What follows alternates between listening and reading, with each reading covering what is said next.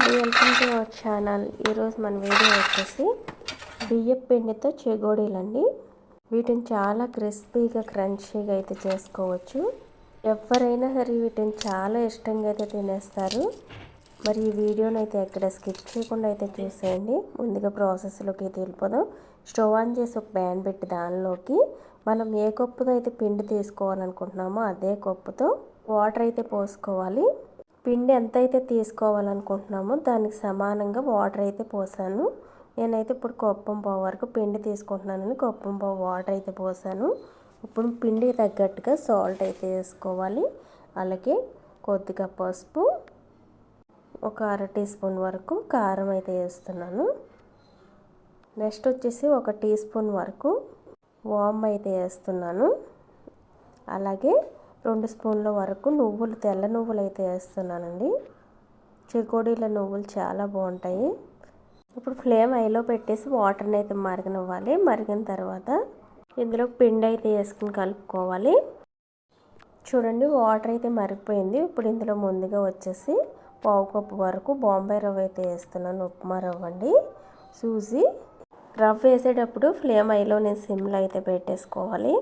ముందుగా ఉప్మా రవ్వ వేసిన తర్వాత బియ్యం పిండి అయితే వేసుకోవాలి. 1 కప్పు వరకు బియ్యం పిండి అయితే వేస్తున్నాను. ఇవి బాగా క్రిస్పీగా రావడం కోసం బాంబే రవ్వ అయితే తీసుకున్నానండి. ఇప్పుడు బియ్యం పిండి కూడా వేసుకుని కలుపుకుంటూ అయితే ఉండాలి. ఎక్కడ ఉండలనేవి లేకోకుండా ఒక చేత్తో పోసుకుంటూ పిండిని మరొక చేత్తో గడ్డతో కలుపుతూ అయితే ఉండండి. మొత్తం పిండి అంతా పోసేసిన తర్వాత ఇప్పుడు స్టవ్ ఆఫ్ చేసేసి పిండి ఆరిపోకుండా దీనిపైన మూత అయితే పెట్టేసి కొద్దిసేపు చల్లారనివ్వాలి. పిండి కొద్దిగా గోరువెచ్చగా ఉందన్నప్పుడు కలుపుకోవాలి. ఇదైతే చల్లారిందండి. మూత అయితే తీసాను. ఇప్పుడు ఇందులోకి కొద్దిగా ఆయిల్ అయితే పోసుకోవాలి.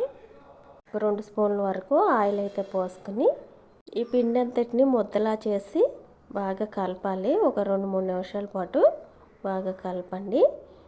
చూడండి, ఇలా సాఫ్ట్గా కలిపేసిన తర్వాత కొంచెం పిండి ముద్దను అయితే తీసుకుని మరలా దీనిపైన ఆరిపోకుండా మూత అయితే పెట్టేసి మనం తీసుకున్న పిండి ముద్దని ఒక ప్లేట్లోకి అయితే పెట్టుకుని తాలికలు ఎలా చేస్తామో అలా చేసుకుని చెగోడీలు అయితే చుట్టుకోవడమే. చూడండి, ఈ విధంగా తాలికలు చేసినట్టుగా చేసేసుకుని మరీ లావుగాను కాకుండా సన్నగాను కాకుండా ఈ విధంగా రోల్ చేసుకుని ఇప్పుడు వీటిని మనకి ఏ సైజులో అయితే చెగోడీలు కావాలనుకుంటున్నామో అలా చెగోడీలు అయితే చుట్టేసుకోవాలి. ఈ విధంగా చుట్టుకుని ఒక ప్లేట్లోకి అయితే పెట్టేసుకోవడం పిండి అంతటిని. ఇప్పుడు డీప్ ఫ్రై సరిపడా ఆయిల్ అయితే పెట్టుకుని ఆయిల్ వేడిగా అయిన తర్వాత చెగోడీలు అయితే వేసేసుకోవాలి.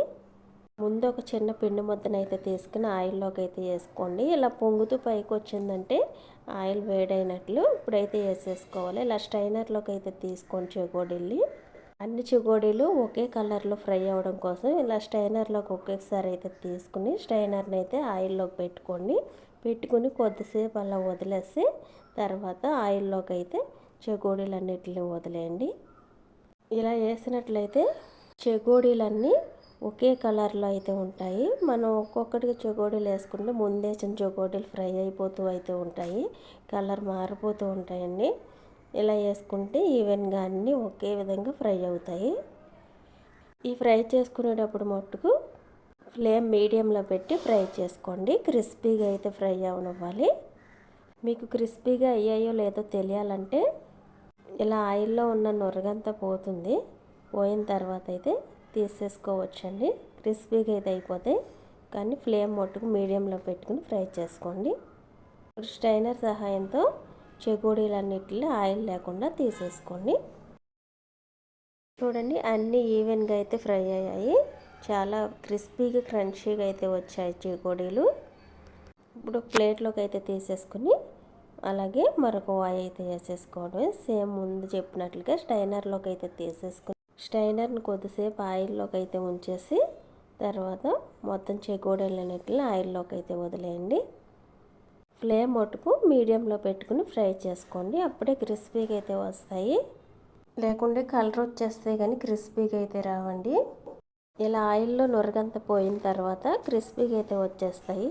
ఇప్పుడైతే తీసేస్తున్నాను. ఇలా పిండి అంతటిని చెగోడీల కింద అయితే చేసేసుకోవడమే. చూడండి ఎంత గుల్లగా క్రిస్పీగా వచ్చాయో మీకు తెలుస్తాయి. చూడండి చెగోడీలు అయితే చాలా బాగా వచ్చాయండి. ఇంట్లో అందరు చాలా ఇష్టంగా అయితే తినేస్తారు ఇలా చేసి పెట్టినట్లయితే. ఈ చెగోడీల రెసిపీ మీకు నచ్చినట్లయితే ఈ వీడియోకి ఒక లైక్ అయితే చేయండి. అలాగే సబ్స్క్రైబ్ చేసుకున్న వాళ్ళు అయితే సబ్స్క్రైబ్ చేసుకోండి. ఇలాంటి మరెన్నో ఈజీ రెసిపీస్ని మన ఛానల్లో అయితే చూసేయండి. షేర్ చేయండి, కమెంట్ చేయండి. అలాగే ఈ వీడియోకి ఒక లైక్ చేయడం వల్ల మర్చిపోకండి.